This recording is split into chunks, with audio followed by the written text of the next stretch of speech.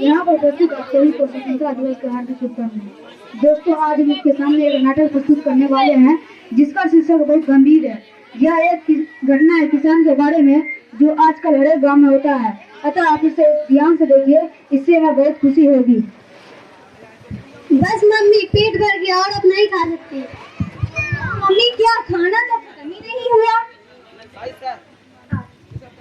Mummy देखो, यह सब्जी मेरे को पसंद नहीं और मैं इसे फेंक कर आ रही हूँ। पता है तुम्हें हेल्दी चीज बिल्कुल पसंद है। अगर इनकी जगह पिज्जा होता ना तुरंत खत्म हो जाता। मम्मी, ऐसा बिल्कुल नहीं है। देखो, यह पालक की सब्जी किसी को भी पसंद नहीं तो मेरे को भी पसंद नहीं। अभी सब पसंद आएगा अगर तुम एक कहानी सुनोगी तो। ये कहानी है एक किसान की। जो किसान अपने गांव में अपने परिवार के साथ रहते थे लेकिन बहुत उदास रहते थे। एक दिन की बात है, पत्नी पति से पूछा,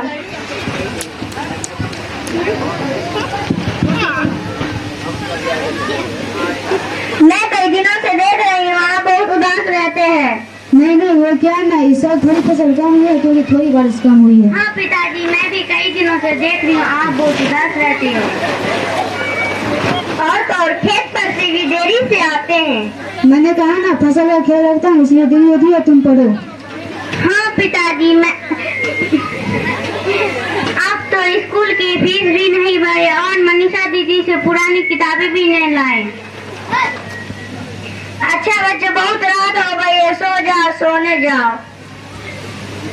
अच्छा जी, आप मुझसे कुछ छुपा तो नहीं रहे हैं? नहीं ना, कुछ नहीं किया। आपको मुझ तरफ सोचते हैं, चलो हम भी सोते हैं। अगले दिन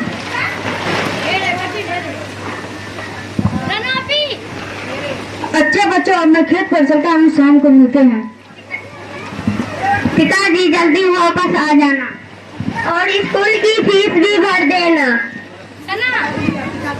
ठीक है, चलो शाम को मिलते हैं। शाम को मिलते हैं। मुझे ऐसा क्यों लग रहा है कि वह मुझसे कुछ छुपा तो नहीं रहे। जरूर कोई बात है। जब किसान खेत पे जाते हैं तो उससे जमींदार मिलने आते हैं।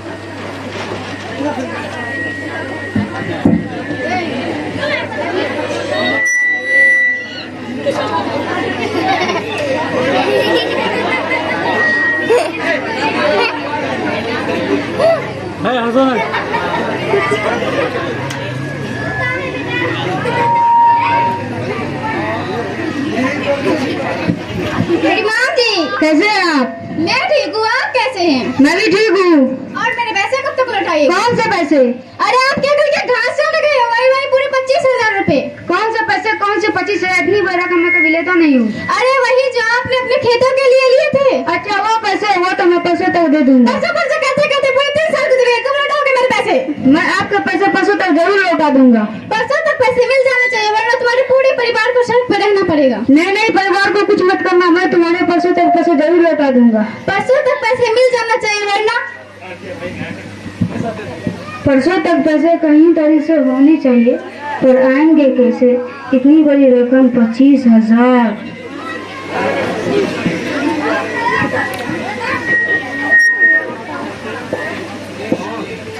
बच्चों, मैं तुम्हारे लिए कुछ लाया हूँ। क्या पिताजी, जल्दी दिखाओ ना। क्या पिताजी, जल्दी दिखाओ ना।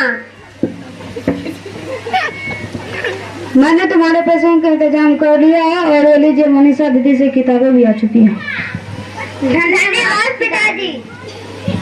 बच्चों, एक बात हमेशा याद रखना, हमेशा सत्य के पथ पर चलना, बुरी बात बुरी काम कहीं मत करना, पढ़ लिख कर अपनी माँ का नाम रोशन करना।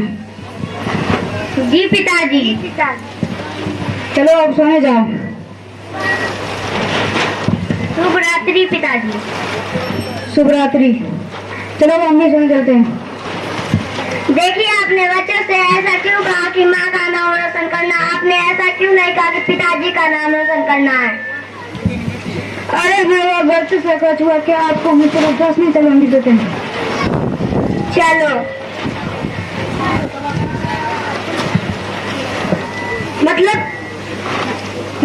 मतलब क्या हुआ था उस रात को? मम्मी बोलो ना, जल्दी बोलो ना। और वह रात किसान की आखिरी रात होती है।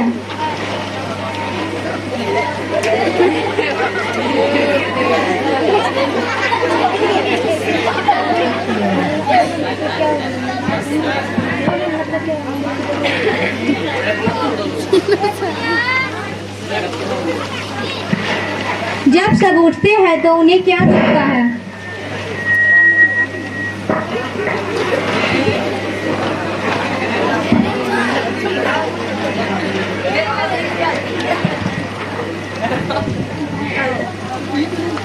माँ, पिताजी जल्दी उठे नहीं क्या? खेत पर जाने का वक्त भी हो चुका है। हाँ चलो देखते हैं। अरे माँ, पिताजी कहाँ गए?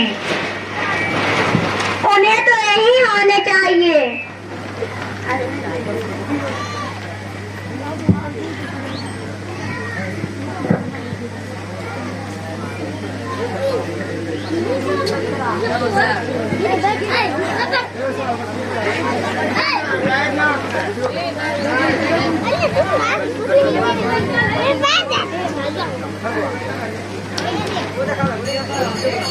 माँ, ये चिट्ठी मिली है, पढ़ो तो जरा।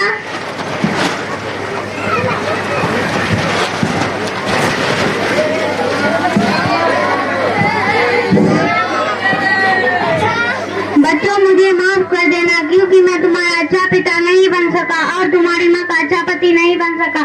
तुम्हारी जिंदगी के गाड़ी में जो 4 पहिए लगे थे उसमें से मैंने एक पहिया तोड़ दिया। और पहिया तोड़ने का कारण और मुझे इस जिंदगी से चले जाने का कारण मैं तुम्हें बता ही नहीं सकता। मैं बस इतना ही कहूँगा, कुछ दिनों बाद मीनाक्षी दीदी आएगी और अपना घर कब्जे में कर लेगी। तुम उदास मत होना। अलमारी के अंदर तकिए के नीचे कुछ 300-400 रुपए रखे और हमारे गांव में एक छोटी सी कुटिया है। बाकी का जीवन उसमें गुजारना, वहाँ की सरकारी स्कूल में बनना और अच्छा आदमी बनना। मुझे बस इस बात का खेद है, मैं तुम्हें अच्छा आदमी बनते हुए नहीं देख सकूंगा। बच्चों, मुझे माफ कर देना क्योंकि मैं तुम्हारा अच्छा पिता नहीं बन सका और तुम्हारी माँ का अच्छा पति नहीं बन सका। माँ का हमेशा ख्याल रखना। अलविदा।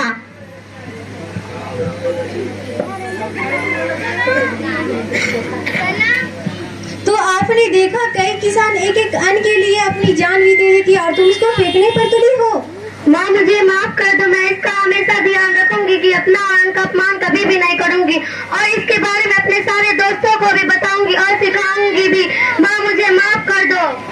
शाबाश, ये तो समझ गए। आप सबकी समझने की बारी है। और तो और कोई लोगों को खाने के लिए भी नहीं मिलता है। अन्न का मान और किसान का